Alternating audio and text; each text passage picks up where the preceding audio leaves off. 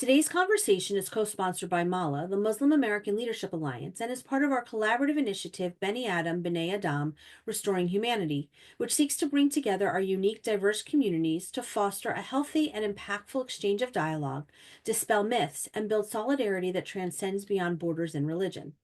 Dr. Mehnaz Afridi is a professor of religion and philosophy and the director of the Holocaust, Genocide and Interfaith Education Center at Manhattan University. She teaches courses on Islam, the Holocaust, genocide, comparative religion, and feminism. Her book, Shoah Through Muslim Eyes, was nominated for the Yad Vashem International Book Prize for Holocaust Research and the Jacob Schnitzer Book Award. Dr. Afridi is currently working on the book The Wounded Muslim and a co-edited book, Global Approaches to the Holocaust. She is a U.S. State Department member on the delegation for the International Holocaust Remembrance Alliance and serves as a member of the Committee of Ethics, Religion, and the Holocaust at the United States Holocaust Memorial Museum. In addition, Dr. Afridi consults and speaks nationally and internationally on religious affairs, anti-Semitism, and Islamophobia. Professor Afridi was honored at the 30th Annual ADL Concert Against Hate for her work in promoting interfaith dialogue and peace. Zainab Khan is the founder and chair of MALA, the Muslim American Leadership Alliance. Zainab has published an oral history review about MALA's Muslim American Journeys program, recording Muslim American oral histories. She was honored with the inaugural UNICEF Next Generation Chicago Humanitarian Award, as well as the 2020 Silver Stevie Award for Female Executive of the Year in the nonprofit sector. Zainab published an op-ed in the Wall Street Journal on addressing anti-Semitism in the Muslim American community after the heinous terrorist attack in Israel on October 7, 2023. Please welcome Dr. Mehnaz Afridi and Zainab Khan.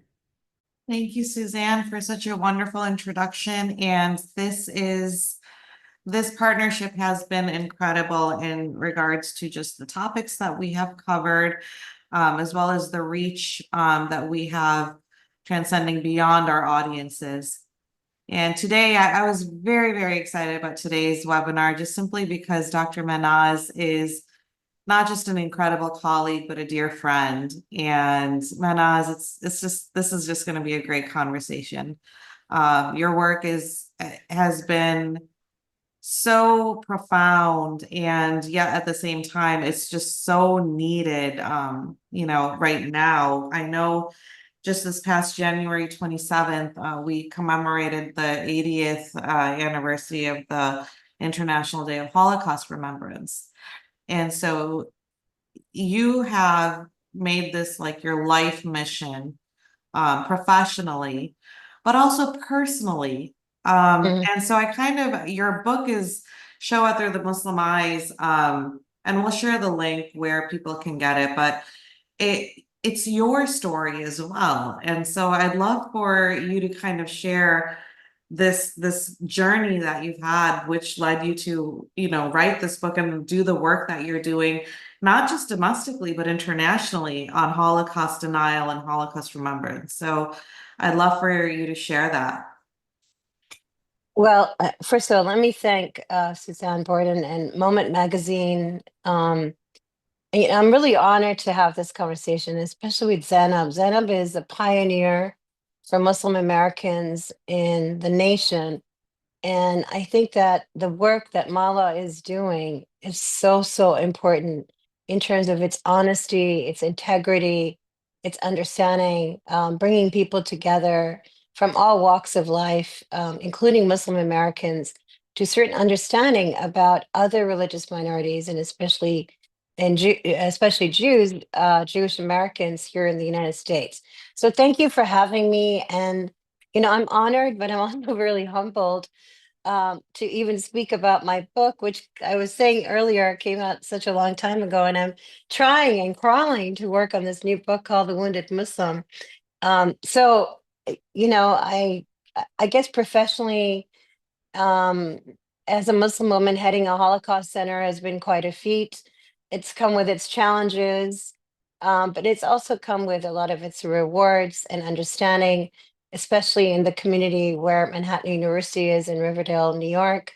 And, we've been able to build bridges in a way that have been impossible. And I just want to say, when we talk about the United States, we don't really give enough credit to this idea of religious freedom, where a Muslim woman can actually head a Holocaust center. This kind of a story is not a story you hear in Europe or the Middle East or Asia, Africa. It's a story you hear in the United States, especially in New York. But also the fact that people would take a risk on someone like me and trust me and entrust me with the memory of the Holocaust. So I want to say that right off the bat because I don't think we give the power of this enough credit in the United States where we have this kind of freedom. Second, I want to say that I've always been very committed to the Holocaust and was introduced to it at a young age and made it my mission to study the Holocaust, to interview survivors, and to, I talk about, of course, anti-Semitism in the Muslim context, but, I talk a lot about Holocaust denial and Holocaust relativization in many, many communities. So for me, teaching the Holocaust is about teaching the Holocaust, but also looking at different kinds of communities and how they receive this kind of education and why it's important.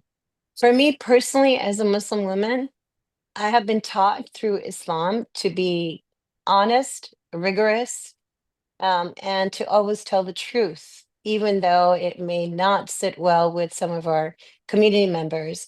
But to talk about the Holocaust in its complete historical context was the goal of my book, was for a Muslim to sit down and actually put down 6 million, to make people aware that the Holocaust happened. It happened exactly the way that has been described historically, and that I did not want anyone to feel that a Muslim had not put that down on paper.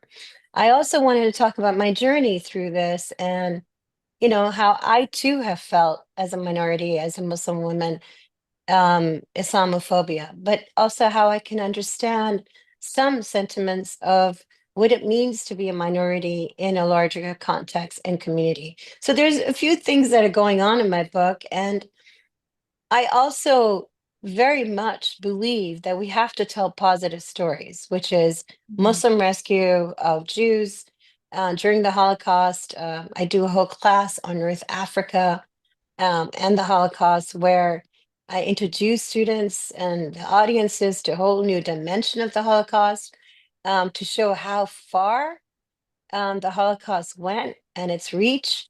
But I also discuss, the role of Muslims during the Holocaust. So there's a lot to unpack here. And my recent work has been really productive with a lot of Muslims because they can understand the context of North Africa, they can understand the rescue stories, and it's a way to kind of bring them into the knowledge of the Holocaust and what actually happened in terms of anti-Semitism. And I think that is a level that we need to get to actually educate our future generation about the Holocaust, because we're obviously not doing very well in terms of the statistics.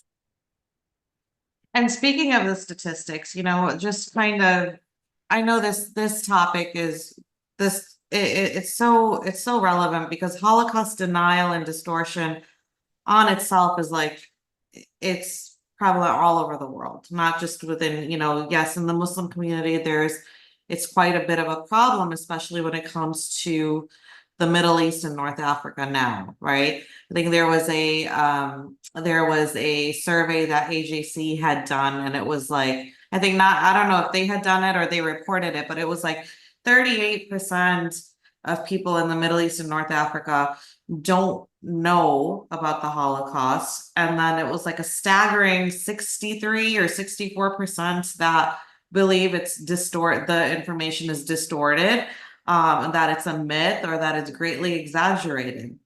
And I kind of wanted to get your thoughts on that because these are big numbers.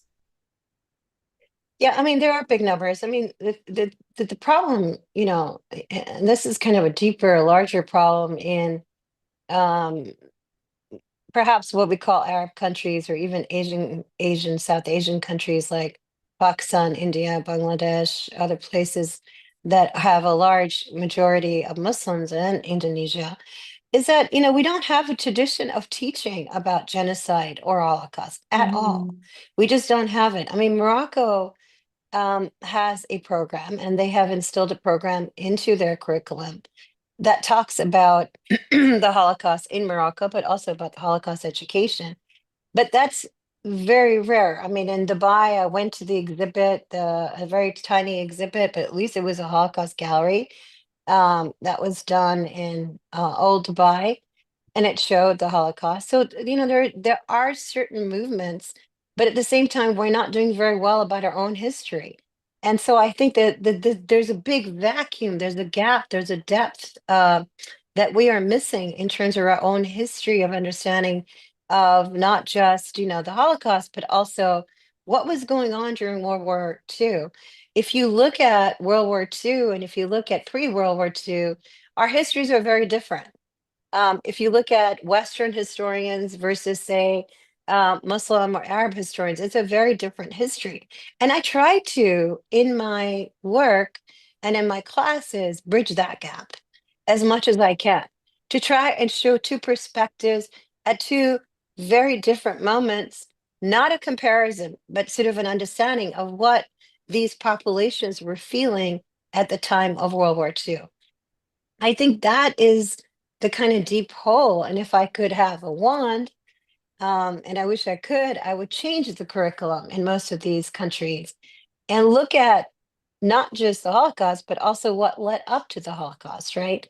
And Mhm. then recently, with the numbers that you shared, Zainab, with 68%, is that, since 1948, since the establishment of the State of Israel, there has been even more sort of defiance of the Holocaust to say that that was a European crime, that was not our crime.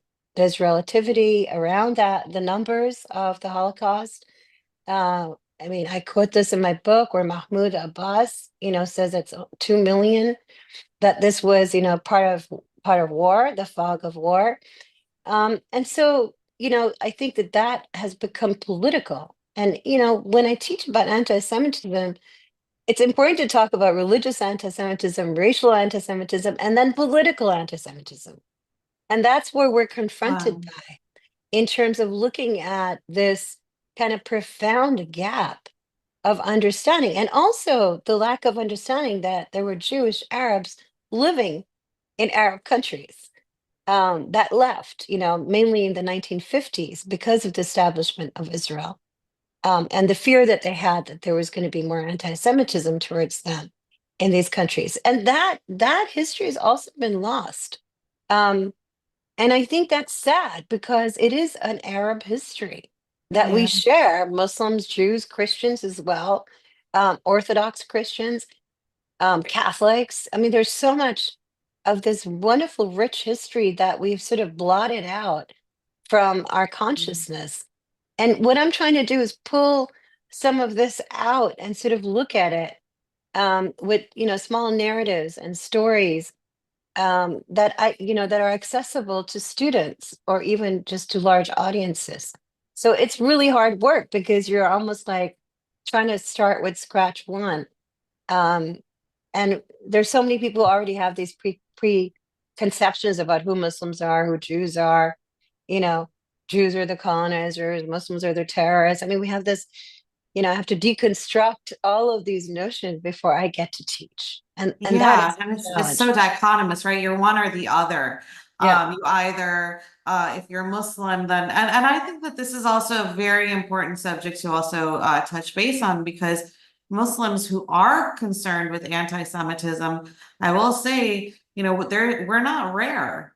There's actually quite quite a bit of us, Good. but we haven't been able to push back that narrative of just, Muslims are anti-Semitics. No, there's many of us, at least I can say as Muslim Americans, that are very concerned about this. And we want to learn, and we want to, there's communities that actually do want to connect and learn about this. And, the angle of how you've also been involved, Mehnaz, with some of these projects where it shows the positive stories of Muslims being involved in, not just during the Holocaust, but also combating anti-Semitism. And I love how you share the categories of it. Is it political? Is it religious? Is it personal? Is it societal? I mean, we really, these are tough questions. And I'd love like kind of your feedback on, what the response has been for you from the Muslim community because of the work that you've been doing. And, when you went to Dubai now, like how different, I'm sure you going now is so different than what it was 10 years ago. Can you kind of walk us through that? I mean, I actually went like 3 years ago, but I don't know what that the reaction is from the Muslim community. I mean, I think that mostly I think I'm critiqued for my politics, that I'm not sitting here calling out genocide on Israel. But I am a genocide scholar, so I mean we can get into that if you want.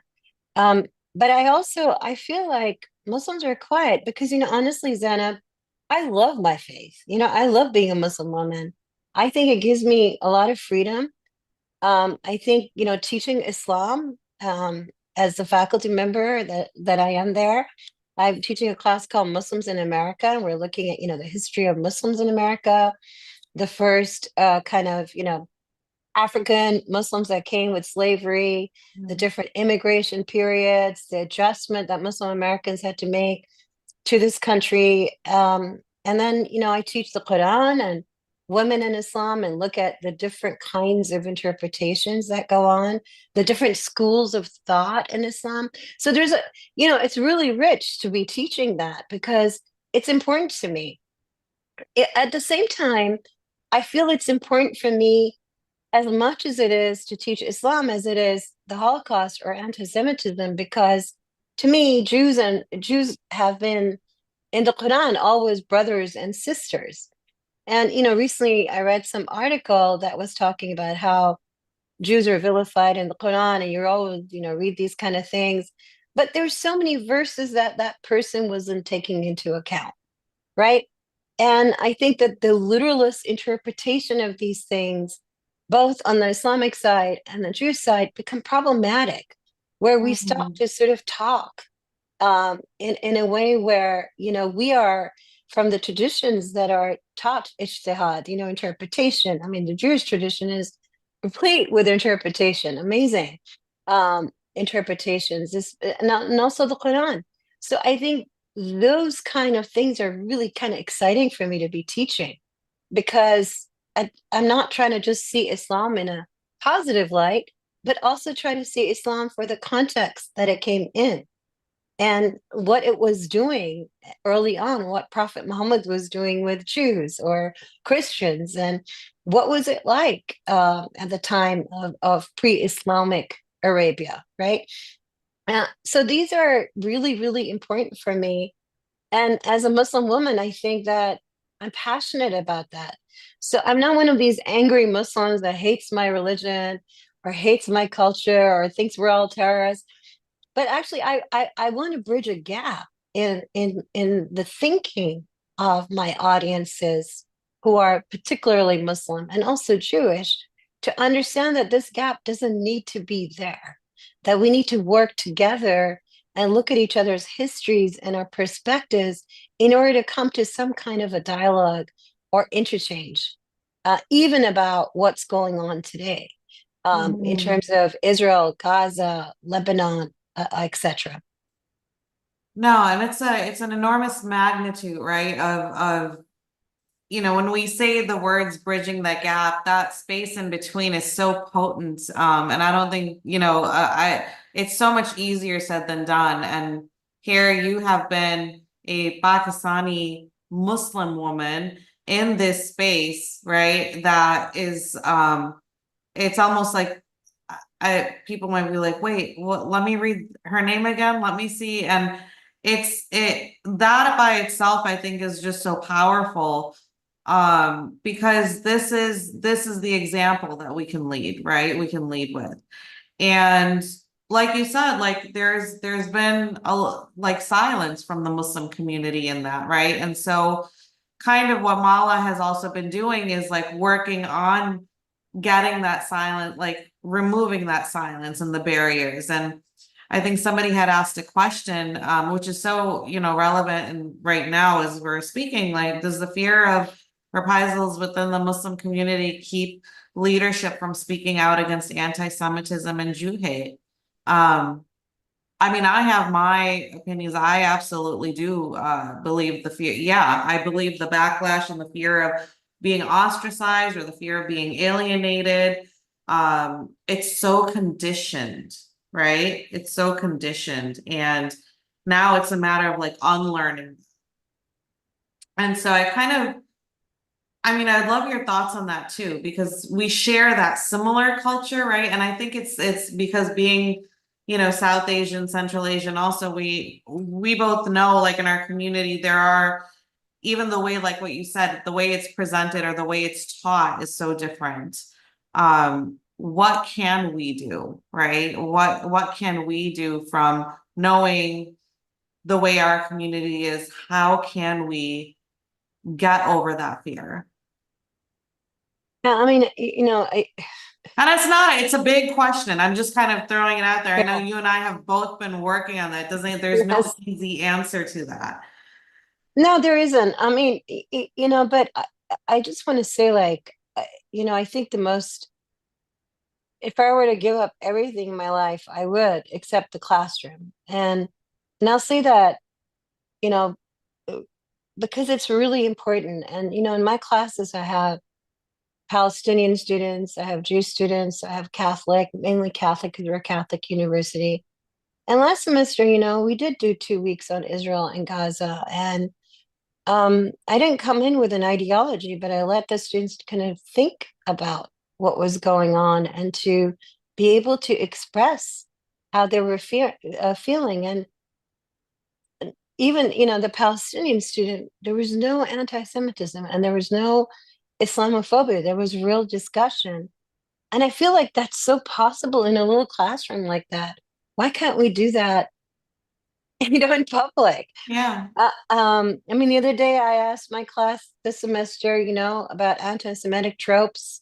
I'm teaching a class called Religion and Holocaust, and 80% of my students raised their hands that they believed that Jews control most of the world. And I was glad they did. I mean, not glad that they think that, but glad that they did, because then we could actually talk about it. We could Yeah. actually have a conversation about it. And I think these are the moments that give me that hope, that, wow, these kids like really want to learn. They really want to, they feel comfortable enough for me to hear this. Or there have been students who said, Dr. Afridi, I still feel uncomfortable getting onto a plane when I see a woman in a hijab or a man who looks Arab, right?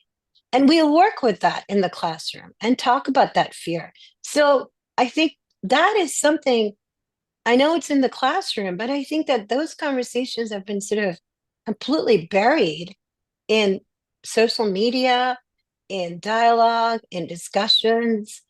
And even if someone says, I hate what Israel is doing, well, let's see why, and let's see why this is so painful.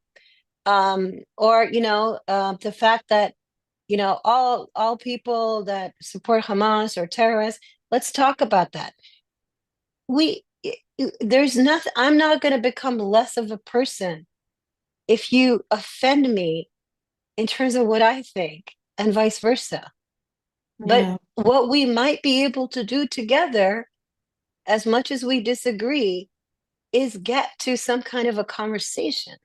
There was a teacher who asked me, I was doing a consulting, and he said, I teach in middle school and I don't know what to do because a lot of my students are Arab and they're saying, blatant anti-Semitic slurs. So I said, have you asked them why they're saying this and what it means? And he said, no.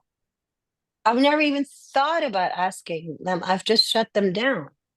Wow. So asking the question sometimes is the best pedagogical move in a conversation. I mean, I get people on Zooms that are really angry and they're like, call out Israel, do this, do that. Well, I mean, that's a conversation maybe they should have somewhere else. That's not the conversation we're having. So I think there are different ways of thinking about difficult, challenging conversations, but also Yeah. informed people, right? People who are informed, they're willing to have this dialogue rather than those that have decided that I'm on the right side of history and that's it. And I don't Yeah. want to talk to anyone. And I don't know if I'm on the right side of history, guys. And people have said, well, you're going to regret you're not on the right of, okay, maybe I'm not. Well, maybe I'm not the right side of But history. then this goes back into like what you said, like the research, the work, right? Sharing this like objectively, right? Facts that you've interviewed, survivors of the Holocaust. You've documented their stories. You've done this, and so a couple things. I'm kind of going all over the place. I think Mehnaz, I will say you don't give yourself credit in that. You being a Muslim woman doing this makes a massive difference in a lot of other people that are Muslim and American to step up and speak out and be like, I can identify this is, this is so important that a Muslim woman is doing this. My husband's from Iran. He actually wrote an op-ed about how he learned about the Holocaust. It was when he came to America and watched, Schindler's List, because Mm, he had no access to any of the information there. They would have to, in schools, he wrote about it, like wake up and chant death to Israel. And so coming from Iran and coming here, there was a huge bridge of information that needed to be filled here. So there's a lot of diaspora groups, a lot of different, that are from our community that didn't have access to this information, mhm. that didn't have this. And now you're presenting it as a Muslim woman. That's a very profound symbol right there. Yeah, I Uh, mean, exactly. The lack of information, the lack of curriculum in these countries, it's not going to be a priority for Muslim countries to be like, okay, we're just going to study the Holocaust. They have to actually look at history, look at their own history as well as the Holocaust. I'm not saying don't study the Holocaust, but it's a long way for us to go. But at least here in the United States, which is where I reside and live, and I find myself to be American, is at least here I can make that difference because I do have Muslim American students in my class. I'm the Muslim student advisor on campus, and they're lovely. They're a lovely group of people. They did humanitarian efforts for Gaza, and I thought that was great. I mean, they did an interfaith iftar during when the war was going on and talked about collaboration. I did not direct them. That was their own thing. And those stories are missing from media and from campuses where Muslim students are actually being peaceful. Um, and they are trying to care about maybe the Gazan civilians rather than being anti Semitic or anti Israeli. And I have seen that and I haven't influenced them. They're just really great kids. I don't know what to tell you. And they come from a place where a lot of them are immigrants, but they're also trying to show the best side of Islam, yeah. which I think is beautiful. I mean, they are a growing group of students on campus, that have their salat, they have, game night, quiz night.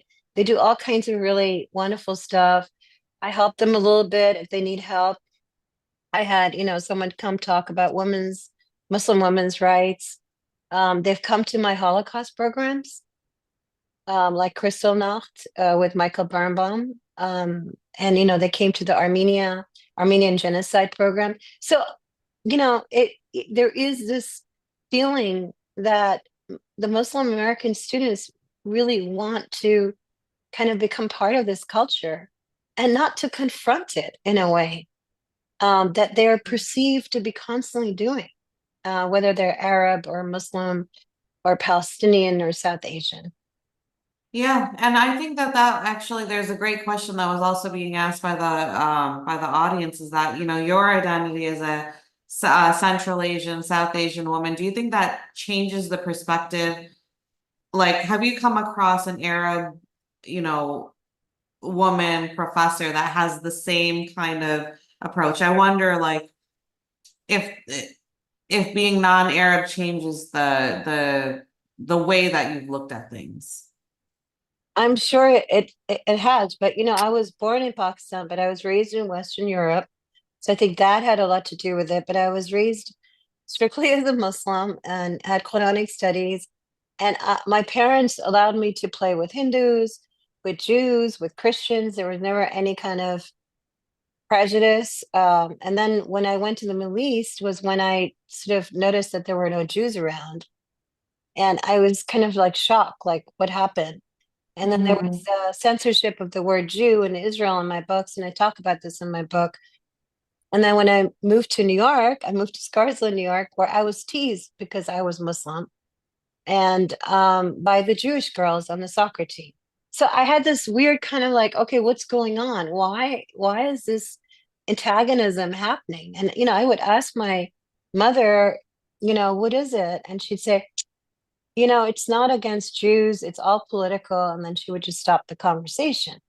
So then that's what got me curious, like, what's going on between these groups, right? Like, I was really young and I wanted to know and I wanted to fix this because I remember having Hanukkah with my Russian Orthodox friend in London when I was like 8, you know, and she coming to iftar at my house. And that, I think, emotional experience really had a real bearing on me. And then I actually went to Israel and studied at the Hebrew University for 5 weeks, where I thought I was gonna like find out how to make peace, but of course I didn't. But I was young and I went on at that time still had a Pakistani passport, which was like crazy, but I did it. I mean, of course, nothing terrible happened. And then I just kind of made it my goal to do that. But I also had this passion for Islamic studies, right? Because I wanted to uncover these questions about the negativity of Jews in the Quran, the relationship between Jews, Christians, and Muslims, during the Spanish period, the medieval period. These are exciting times, looking at Baghdad in the 10th century when Jews and Arabs were like together, translating books. I mean, so I wanted to learn all that and understand that in order for me to do the work that I'm doing. That's why I have these two hats that I wear, which I don't think they're very unrelated, but No, they're beautifully related, and that kind of ties in with, the next you know, objective that you've been really doing and pushing is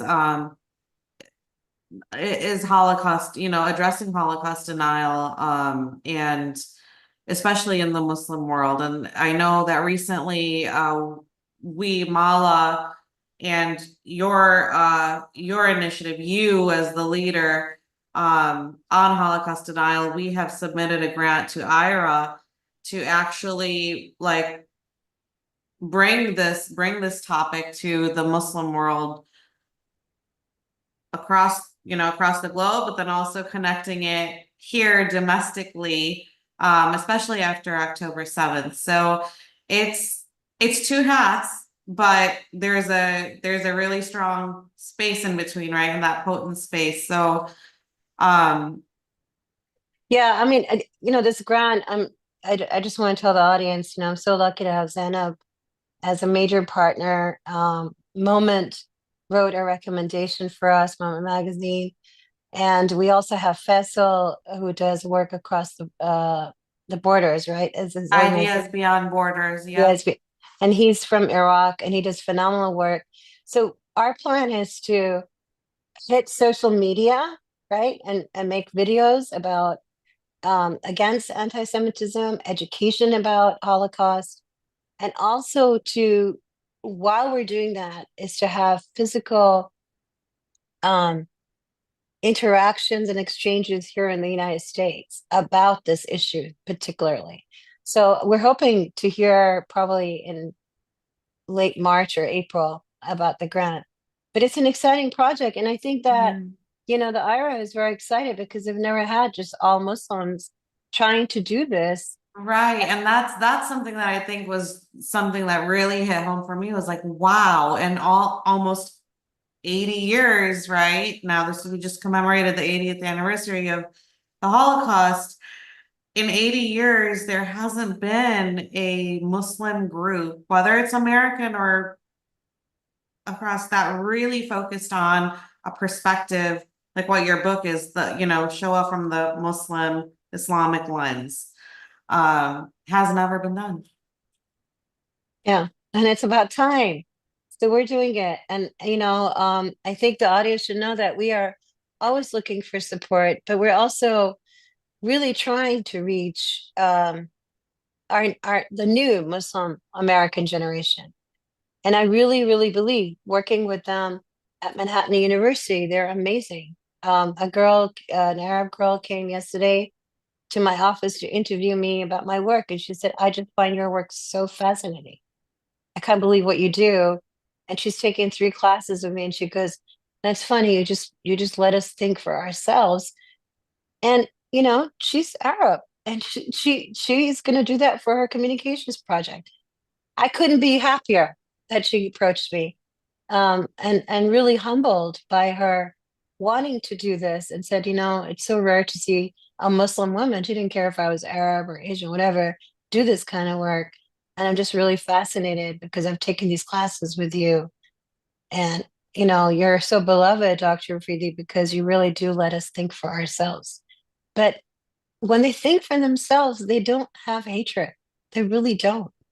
They But have you're also questions. leading by example, right? And that's a massive, massive thing, is that leading by example, right? That's why Mala was established as a group, so we can show and lead by example, so we can show leaders like yourself in our community. I know, and this is kind of another part to somebody's question, but there have been quite a few Arab Americans that have spoken out against anti-Semitism post October 7th. I know Ahmed Fawad Al-Khatib has been an incredible voice because he's also Palestinian but American, and it isn't a dichotomous like you're one or the other, right? There can be, he always says this, there can be 2 truths that exist. But at the same time, what we saw is that, the Holocaust was weaponized. And this is where, the falsity of like, oh, it's exaggerated, or it's a myth, or it's the political anti-Semitism really starts coming out. And then it's a hard job that you have, Mehnaz, because you're teaching, which is, the students learning, but you also have to do the unlearning part of it, which psychologically is like harder. It's the hardest. So it's complicated. It's when you talk about the Holocaust, but the Holocaust was state sanctioned. I just let that sink in. Like, it was something that the government actually instilled, the killing and extermination of Jews. I mean, just for a second, think about it. That's crazy, right? I mean, I'm still sitting here as somebody who talks about this all the time, in complete shock, right? This was a state-sanctioned hatred.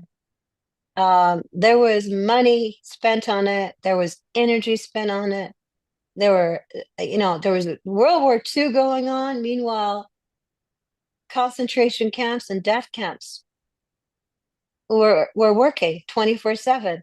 I mean, it's crazy to think about it. I mean, this is why I argue in my book, the Holocaust is unprecedented. Mm-hmm.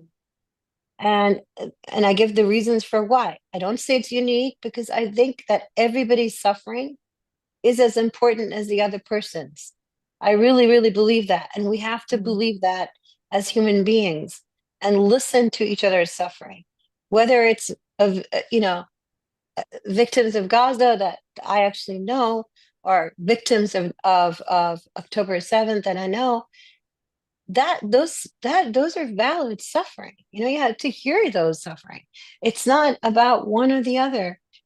But when you start to think about state-sanctioned Holocaust and the way that it was carried out, technologically, mechanically, propaganda, the kind of machinery and the kind of thinking that went behind it, it is unbelievable to this day. It seeps generationally, right? And that's where it's also like breaking that cycle of hate never again.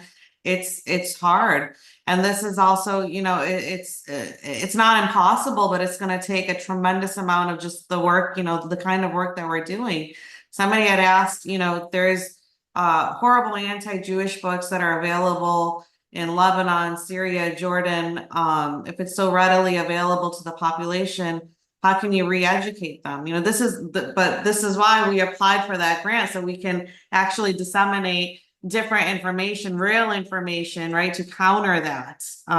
Countering a narrative is it takes a tremendous amount of, just the same, you're undoing, 80 years or more of this kind of hate that's been instilled, generationally. I mean, the Protocols of the Elders of Zion has been translated not just in Arabic, but in Chinese and Japanese. It's being sold as if it's truth that the Jews want to take over the world, So, a lot of these things are problematic. And, I can't even get anyone to translate my book in Arabic. Oh, It's interesting, right? So it's like, all right, here's somebody who's trying to do something positive, right? Trying to educate. And if you've read my books, and it's not an angry book. It's a very, it's very sensitive, the book, and it talks about my journey, and it allows people to come into the journey with me, regardless of who they are. And that's what I hoped for the book to be doing. And I think that's what Mala is also doing, is you're creating these programs and you're standing up for Jews in a way that is phenomenal. And you should be really proud of what you're doing as Muslim Americans and thank leading you. that And way. a lot of this work also comes, Mehnaz, same as you are. My identity in being Muslim, my connection with Islam, I mean, there's no question about it. Like, it's, you'll never change that in me. I have immense pride in who I am, my identity, my culture, my religion, right? And to me, this is part of doing this kind of work is Islamic.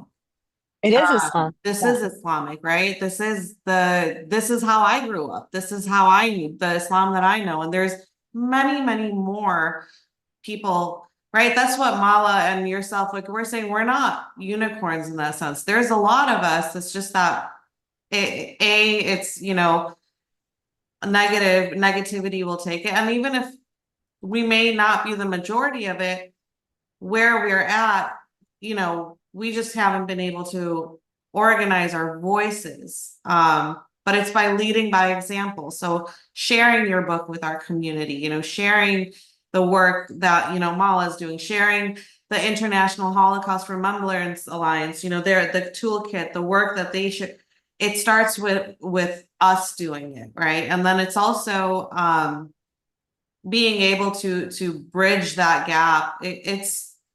It's been a lot more difficult, doing interfaith events, doing interfaith dialogues, right? Like you said, God, yeah. in a smaller scale setting, it's incredible. But once you get into a larger scale, like panel, we can't even put something like that together out of fear of just people rioting or lashing out. Yeah, I mean, like I've said since October 7th, peace is not popular. Really isn't. I think people kind of cringe when I talk about peace between, Jews and Muslims. They're like, what are you talking about? No way. And I don't really know another way. I have no idea what other way we have.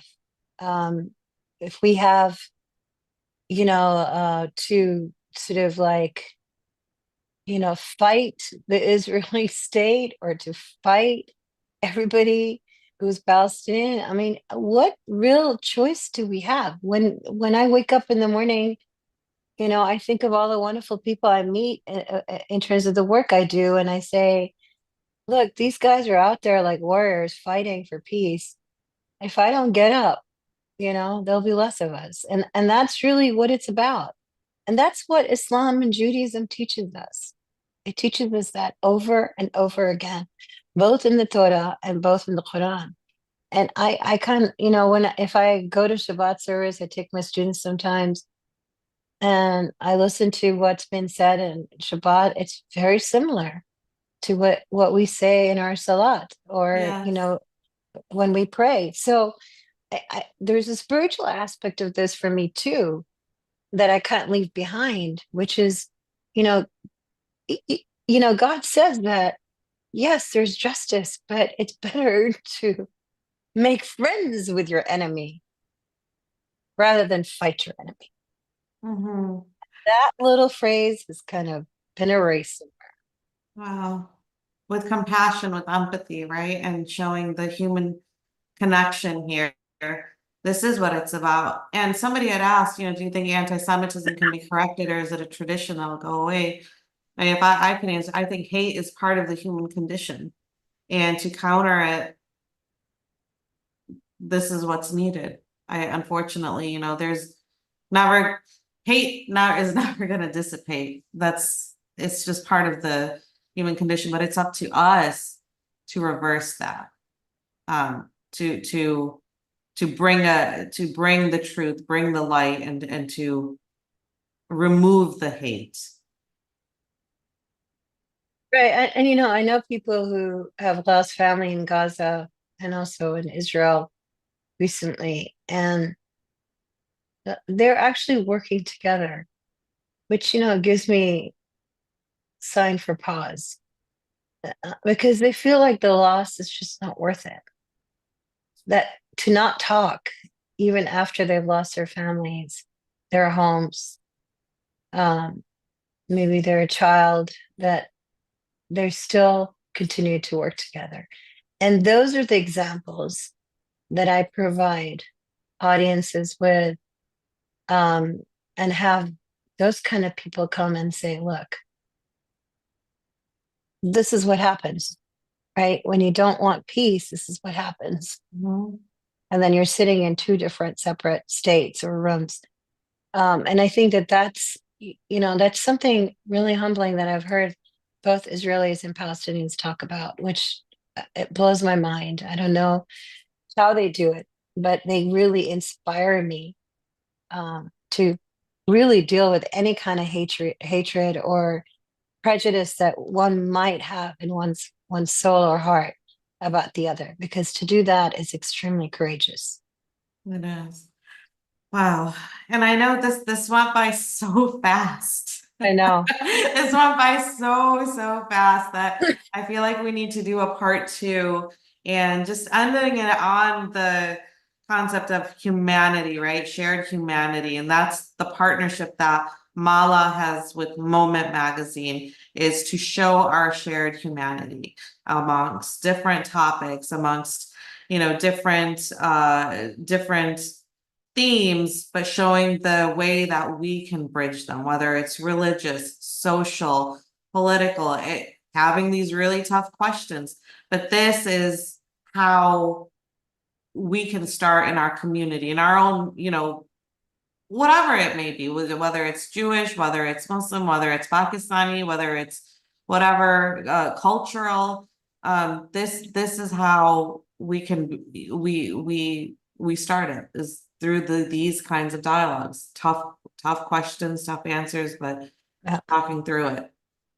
absolutely. And I think Jewish and Muslim Americans, believe it or not, have the best relationship anywhere else in any country because we share religious freedom, we fight for each other, and I'm not willing to go away.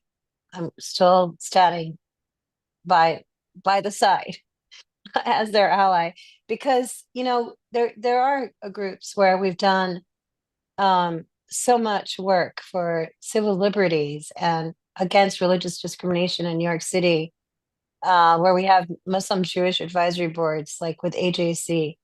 And I'm not gonna just let that go to waste. That's years of work together. Mhm. And it's really not worth it just to throw it away. But I think we should strengthen that, even in such a challenging time, both Jewish Americans and Muslim Americans. I mean, we're such minorities in this country. It's unbelievable. Yeah. Uh, yeah. And the hostility, unfortunately, that has come, and the ice that has been built amongst Muslim Jewish American relations, that has been very, very prevalent. I mean, doing 10 years of work of interfaith work and then seeing this, it's been tough. But I agree with you, Mehnaz. We really need to bring it back, especially with large scale organizations like AJC, right? That uh, represents so many different, Jewish Americans, regardless of their political affiliations, but showing the American Jewish, right, community, and Mala showing the American Muslim community Hmm. that is not tied. Doesn't matter. There's no monopoly in being Muslim, right? That's the whole concept of Mala. You can have a difference of opinions. You can be Orthodox, you can be Sunni, you can be Shia, you can be secular, you can be atheist. It doesn't matter. You still have that Muslim identity.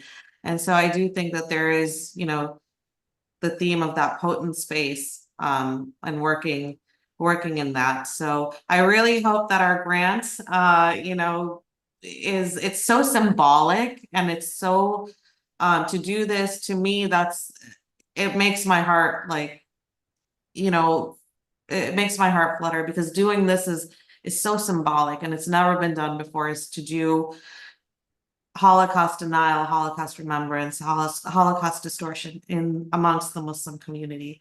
Can't believe it's just never been done. Mm.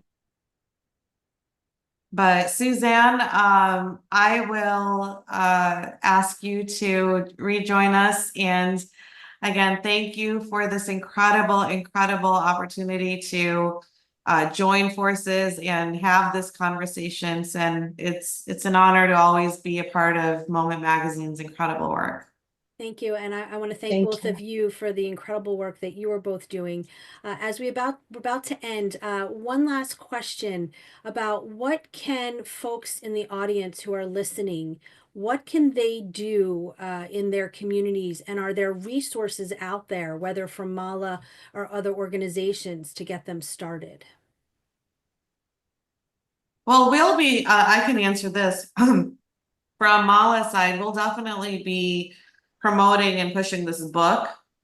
So within our community, I mean, it's organic. One person reads it, shares it, posts about it, tweets about it, then somebody else gets it. And it's so relevant now. So having that conversation within ourselves first is crucial. Great. I think it's important, if you're Jewish to, I mean, and if you're Muslim, vice versa, but I think it's important to deconstruct stereotypes of each other. Um, After 9/11, it was very difficult for Muslim Americans here. I remember being spat on. It was, and I know that there's, of course, a huge rise of anti-Semitism here in this country, as well as Islamophobia. But I just think that's so important that we stand by each other when there's a hate crime. I do that all the time in Riverdale, where, you know, um, just after even October 7th, my family and I just went and sat at every congregation for 5 minutes on Shabbat. That's it. We didn't say a word. We just walked in. They know me, the rabbis, but I just walked in for 5 minutes and we sat there. And sometimes just being present is it's a Buddhist thing, right? And I learn a lot from Buddhism. And that but Buddhism says that if you're just present when someone is suffering, just the presence of you being there, even if you're silent and have nothing to say, has a huge impact on that person who's suffering. And we need to do that for each other. I'm willing to do it for my Jewish American brothers and sisters. And I think that I know a lot of Jewish American friends that are there for me as well. So I think that that's an important lesson for us. It's not rocket science, it's kind of simple. It's a simple step. And that's what we can do for sure. Great. Well, Mehnaz and Zainab, thank you so much. Again, thank you for Yeah. all the work that you do. We look forward to hosting more programs with Mala. I put in the chat links to all the different organizations, and I will send a follow-up email and we'll include all of that as well. Thank you to the audience for joining us today, and we will see everybody next time. Thank you. Thank you so Thank much. you. Bye-bye. Thank you, everyone.